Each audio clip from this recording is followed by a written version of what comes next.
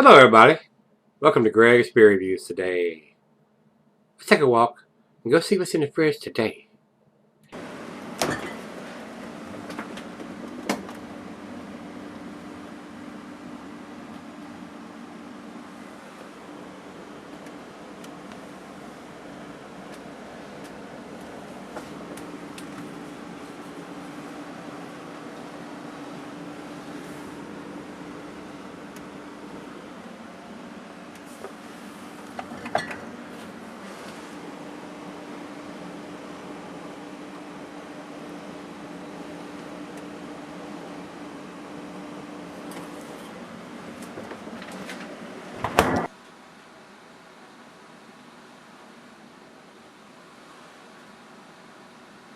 Alright guys, welcome to Gregsbeerreviews today. After our impressive brown ale from Shed yesterday, like I said, was anxious to do the IPA version of this. But this is not an American IPA, this is an English style IPA. And the ABV on this one is only 6%. And it does have a date on it. And it is sweating profusely. 05/04/15. So this one's done in May, June, July, end of July here. So this was not quite as fresh as yesterday's. About another month on this one. But it's an English style. It shouldn't be that over-the-top, in-your-face, hot profile like the American IPA is. A little more subdued, a little more maltiness usually. So we'll see what this one brings to the table. And these guys must be a fairly small operation. Not a lot of reviews or comments on their beers. So, but I'm glad I got my hands on it. Joe sent this one down to me. So Joe, thanks again, brother. We're going to find out what this one brings to the table today. Let's see if we've got an ABV on this one too. 6% alcohol by volume. So, Great Beer's got this listed as 8%.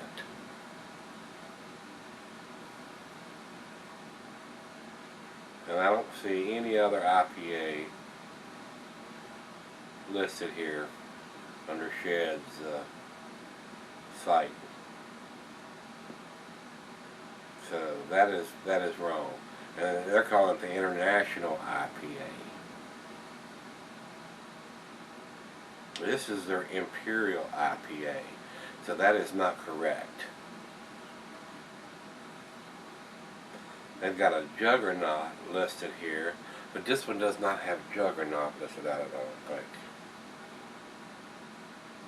It says unfiltered on it. It just has Shed Brewery India Pale Ale. And the one that Beer Advocate has on it has a picture of the bottle, and that is correct. Let's see what the Juggernaut IPA is. It says it's 7.5%. So I don't see it listed here at all. So let me do one other thing real quick here, but I don't think it's going to return anything.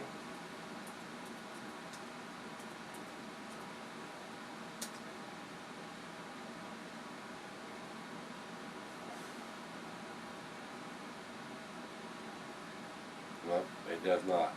They've got the International IPA and the Juggernaut IPA. So, Red Beer doesn't have this beer even listed. So, let's go over to the food pairings. Food pairings for this beer: curried and the Thai, curried and the Indian. Cheeses are nutty, Asiago, Colby, Parmesan, sharp blue cheddar, meaty shellfish. Glassware is a pint, becker, non tumbler, mug, style, and side. I'm using my Solvin beer glass today, guys. Not recommended for extended cellar room because it is an IPA. So, without further ado, let me get the cap off of this one. Not a big hiss.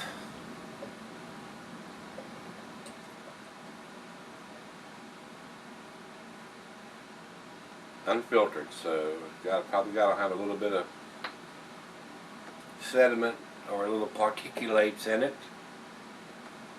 About a finger of head on that pour. Very orange and tangerine, and it is kind of cloudy, guys. I can see the light through, but I cannot see the bulb through the big part of the glass.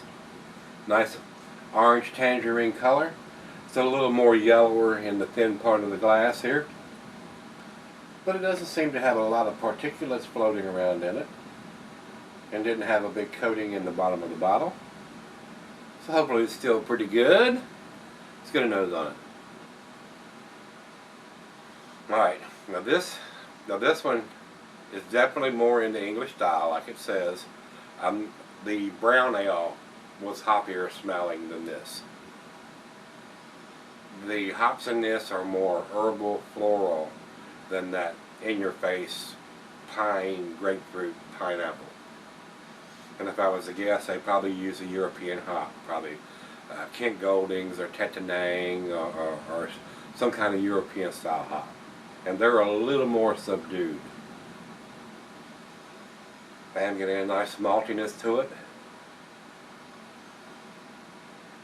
Not a huge aroma on the English style to me.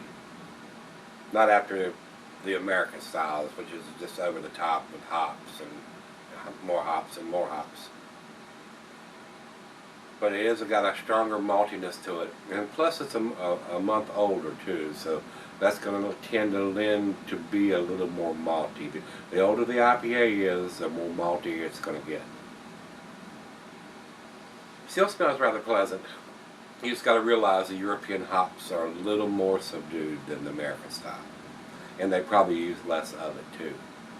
And I don't think I have the IBUs listed for this one.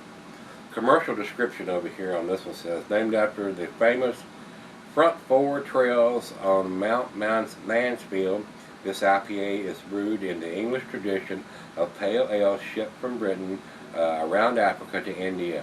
Those ales contain extra hops and higher alcohol percentage, which both serve as a natural preservative. This ale holds true to those original defining characteristics formerly known as National IPA at the Shed Restaurant and Brewery. Not the international version, which is a double IPA, I would think, 8%. Well, it's time to stop talking and start drinking. Let's get our lips to it. We done got the nose to it.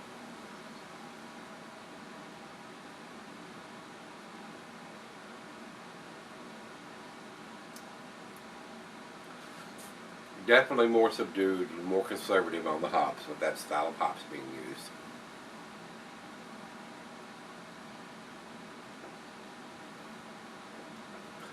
It does have some citrusy notes there to it, but the hops are really subdued as opposed to what we had yesterday and what the typical American hops are. More floral and herbal style of hops on the English style.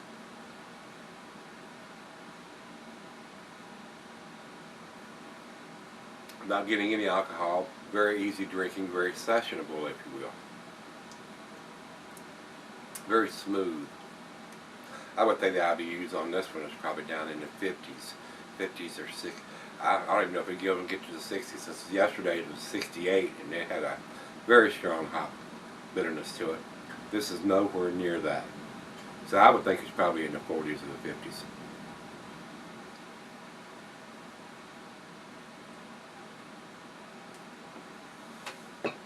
Very well made though, not getting any of that 6% alcohol. Very tasty. A nice transitional IPA, if you will. If you're not into that heavy bitterness, the English style would probably be where you should start off with, because their hops are a little less bitter, the European style, and not that up in your face pine, grapefruit, pineapple taste. So, well, let's sip on for a little bit, let her taste it, and we'll come back and do the final chug. Alright guys, I'm back. Got this to the left.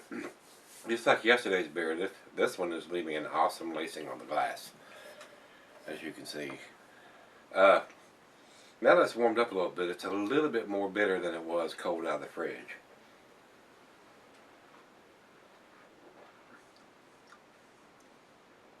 Very easy drinking, very sessionable IPA. Very nice style to get into if you want to get into an IPA. is to get into the English style first, which doesn't have the American hops just off the chain, guys, with the grapefruit and the pine and the pineapple and the heavy bitterness. This one is not quite as bitter as a typical American IPA. Final chug.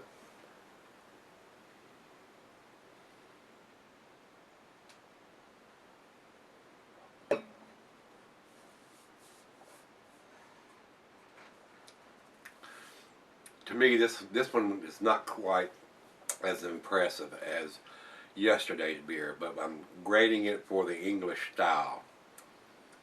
And to me, guys, it's not quite to the A category, but it is a B plus beer. So I'm giving this as a 7, which is a B plus. It does have the date on it. Even though it was done in May, it may have been a little tastier in May than it is here at the end of July, almost into August. But it was still very enjoyable. English style IPAs, my palate has advanced a little bit beyond that style, but still very sessionable, if you will, especially if you're trying to get into the IPAs. It doesn't have the bitterness, and it doesn't have the hops that's just blowing everything else out of the water, guys. It's you can taste a little bit more of the maltiness in there, and a little bit of the biscuity malt, and a little more of the grains in the beer.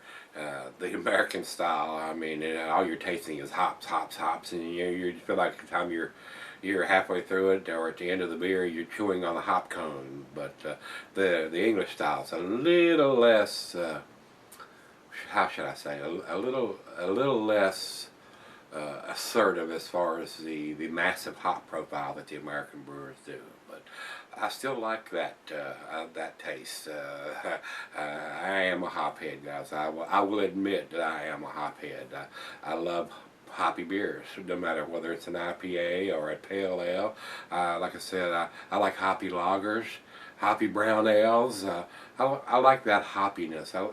I have grown accustomed to that taste, and I enjoy it in just about all beers. Probably wouldn't mind drinking a hoppy stout or a hoppy porter. So I like that hop assertiveness in beers. I like that taste. I've got acquired to it. That's like people that drink a lot of scotch or bourbon or whatever in liquors and stuff. They get accustomed and acquire that taste, and they enjoy that taste. No matter which brand they pick up, they look for that taste, and they look for the hoppiness a lot of times. And sometimes the beer shouldn't have that much hoppiness to it, but a lot of the American brewers tend to go out of the box and hop it, and then more hop it. So, but it's pretty tasty, guys. It is. So I'm giving it the 7, which is a B plus. Over to Beer Advocate, they say 81. I think that number is quite low. If I was putting a numeric rating on this, guys, it'd be an 88 or 89. It's almost to the A category for the style, for an English style.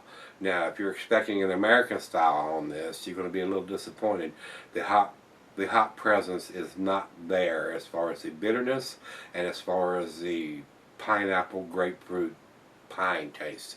It's just not there. The hops that they use for English style does not produce that taste or the aroma either. So, and over to Rate Beer. Rate Beer don't have any ratings at all because they don't even have the beer listed. So I don't know what's up with that. Evidently, the brewery is so small that not a lot of people have reviewed it or whatever the case may be. But there is no ratings because this beer is not listed there. But anyway, if you've had this one from Shed Brewery, let me know what you think of it. Joe, once again, thanks again. I appreciate it. It was tasty. I'm glad I got to try it. My personal preference is I like the brown ale a little bit better than this, but you got to realize this is an English style where the brown ale was an American style. So that being said, guys, let's go see what's in the fridge tomorrow. Come on back. Hope you can join me. We're going to take that walk. See you then.